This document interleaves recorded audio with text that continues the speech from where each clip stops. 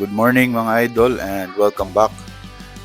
So talagang bagsak ng ekonomiya ng Lord 9. Okay? Bakit ko nasabi?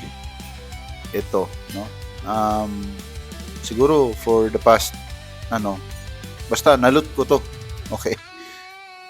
And ito yung parang bagong diskarte ko kasi ibebenta ko na sana. For example, ito medyo higher ang price nito. Serad Road.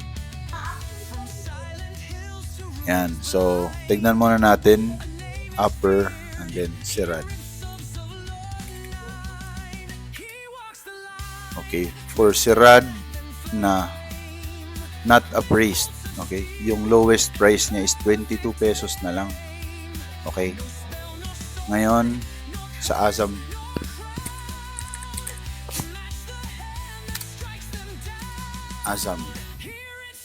You know, 20 for Azam.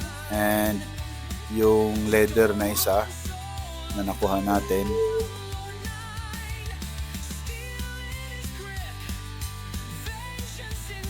₱22 pesos. So all in all, magsi-60 lang silang tatlo, di ba?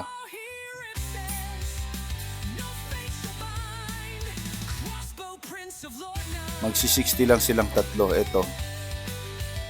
So anong gagawin ko? I-appraise ko silang lahat. Bakit?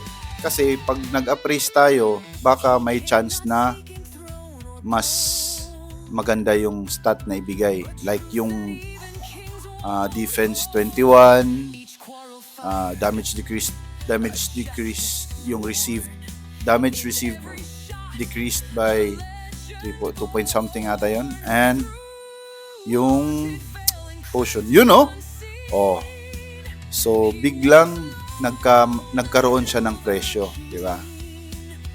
Ito wala, tapon to. Okay. So ano ngayon yung mangyayari? Ito yung mabibenta si Azam Hisan Road. So paano ko gagawin yan? Reset muna, cloth, upper, and then dito sa option, yan. So lahat ng ipapakita dyan ay yung Azam Hisan Robe na same kayo ng specs. So the lowest price is 46. Well, kaya nating tapatan yan. Okay?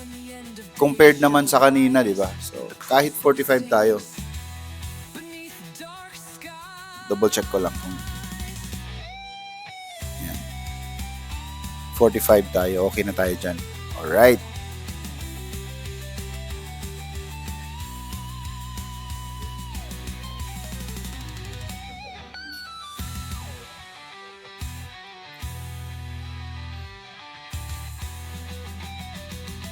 Yun. So, nandun na yung natin, yung isang robe na maganda yung additional option. And for this one,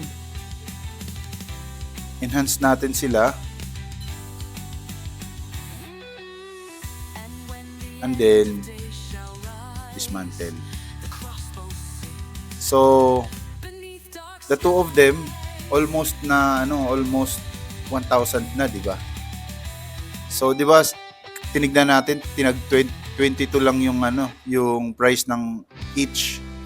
So might as well na 900. So all I need is 100 temporal piece and then meron na akong siguro mga 45 or 46. So lamang pa rin ng konting hindi ganun kalaki yung kalamangan, pero it will scale up kung maraming beses mo siya gawin. And it's not everyday na nakakalut ka ng ganong item. Diba? So, yun lang. Yun lang muna. And keep grinding.